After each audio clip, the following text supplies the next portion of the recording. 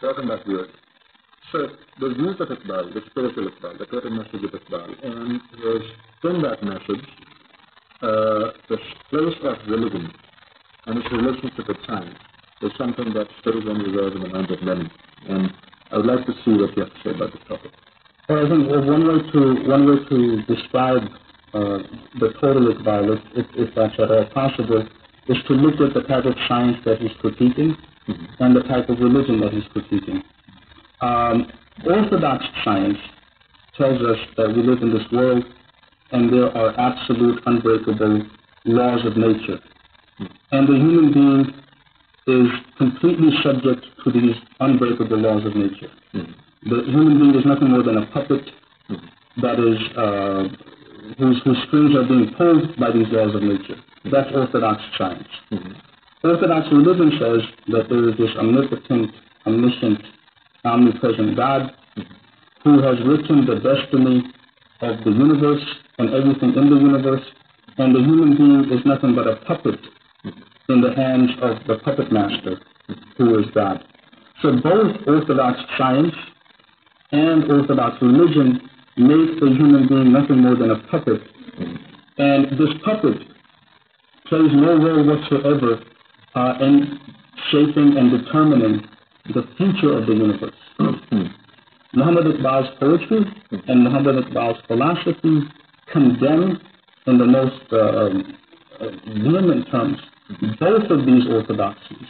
And he is giving us a view of the universe and a view of the human being which make the human being potentially a creator of future possibilities. So when he is giving us this alternative view of the human being, he is asking us to reject both orthodox science and orthodox religion.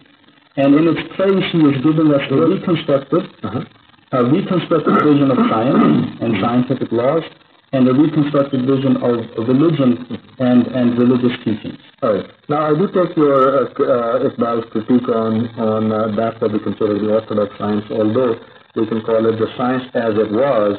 But the question of orthodoxy is a very interesting one, because orthodoxy is, along with orthopraxy, the correctness of doctrine when it comes to matters of religion and correctness of practice.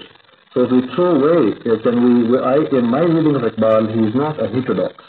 That he actually is one of the most beautiful affirmations of orthodoxy. Define orthodoxy in our own tradition as Sirat al-Mustaqim, the right path and the correctness of doctrine, which he did not touch, of course, because that stayed, and that's a traditional element of Iqbal.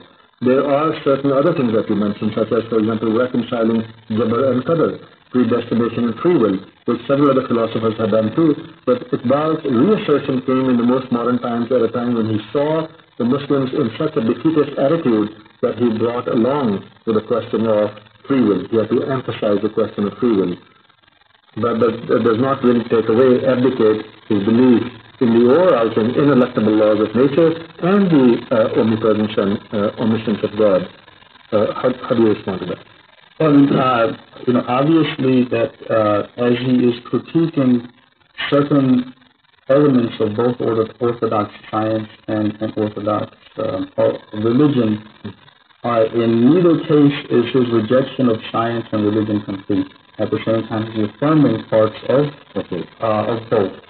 So, it may be overstating the case that he is critiquing.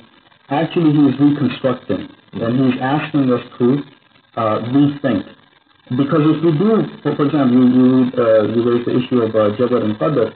If we continue to understand Jabr and Qadr the way the majority of the orthodox scholars have understood it, it's deeply problematic. It does make the human being nothing more than a puppet, and God as the puppeteer.